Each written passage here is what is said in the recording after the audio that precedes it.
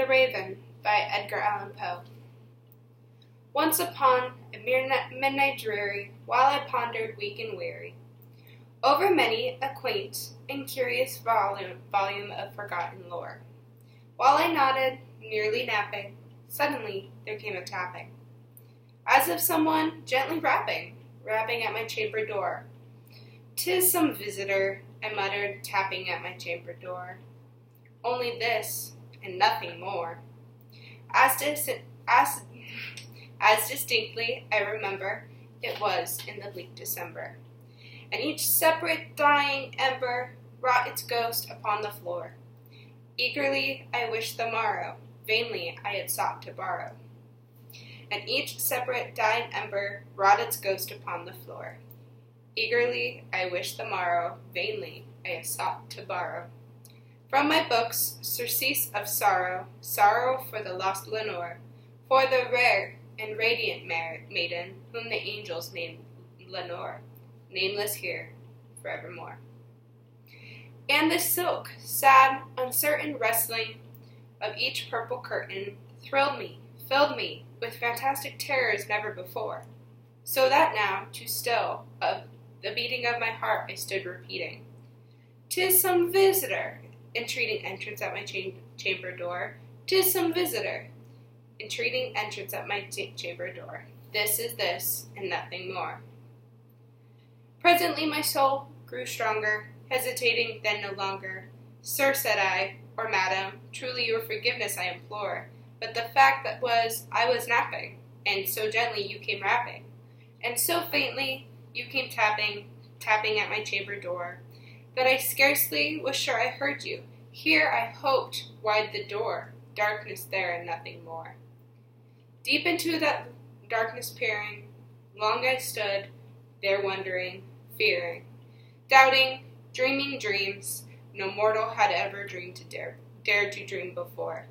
But the silence was unbroken, and the stillness gave no token, and the only word was spoken was the whispered word, "Lenore?" This I whispered, and an echo murmured back the word, "Lenore."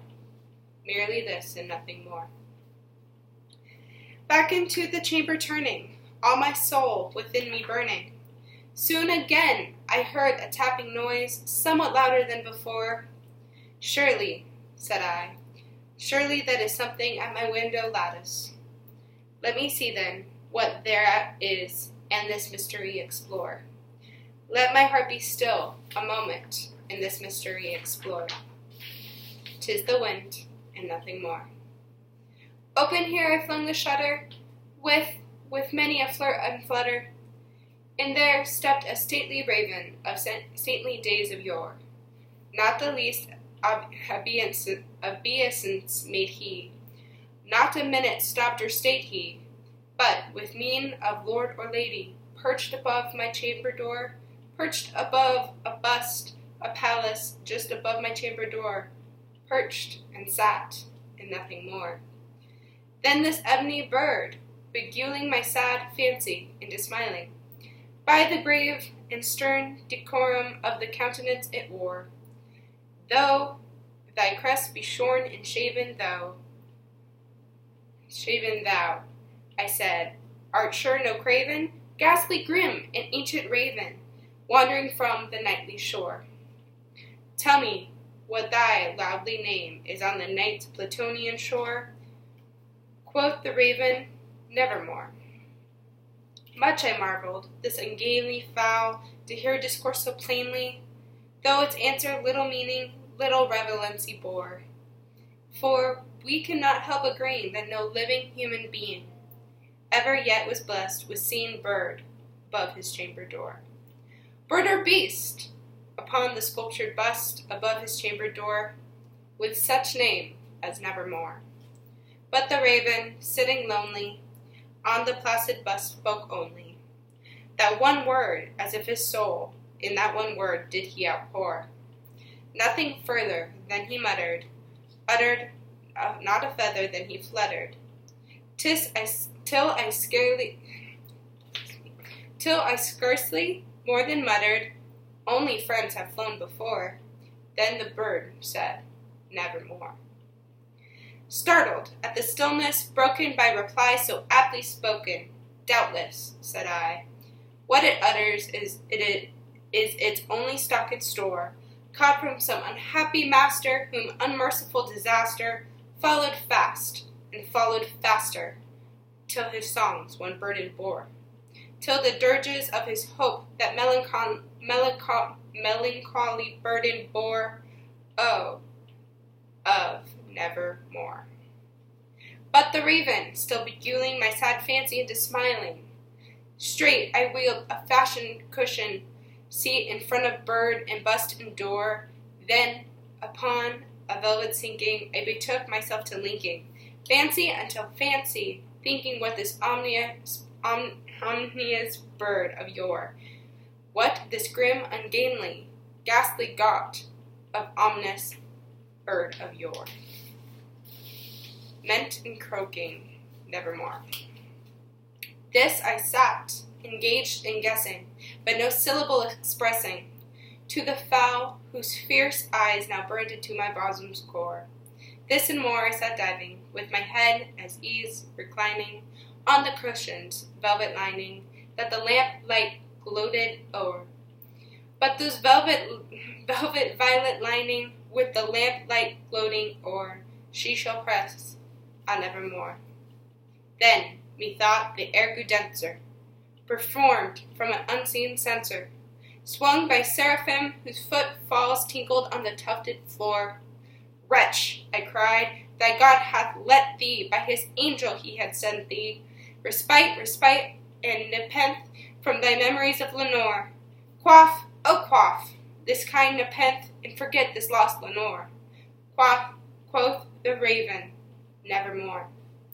Prophet, said I, thing of evil, prophet still, if bird or devil, whether tempter sent, or whether tempest tossed thee here ashore, desolate, yet all undaunted, on this desert land enchanted, on this home by horror haunted, tell me truly, I implore, is there, balm in Gilead?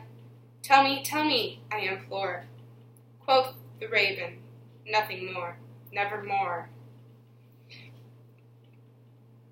Prophet, said I, thing of evil, prophet still, if bird or devil, by that heaven that bends us, above us, by that God we both adore, tell this soul with sorrow laden, if, with the distance aiden, it shall clasp a sainted maiden, whom the angels name Lenore. Clasp a rare and radiant maiden, whom the angels name Lenore.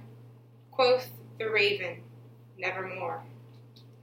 Be the word, our sign, in parting, bird or fiend, I shrieked, upstarting. Get thee back into the tempest in the night's Plutonian shore.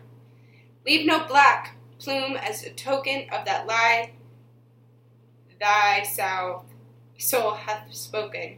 Leave my loneliness unbroken. Quit the bust above my door. Take thy beak from out my heart, and take thy form from off my door. Quoth the raven, nevermore. And the raven, never flitting, still is sitting, on the pallid bust of Pallas, just above my chamber door. And his eyes have all the seeming of a demon's that is dreaming, and the lamp light o'er him streaming throws his shadow on the floor, and my soul from out that shadow that lies floating on the floor shall be lifted nevermore. Thank you.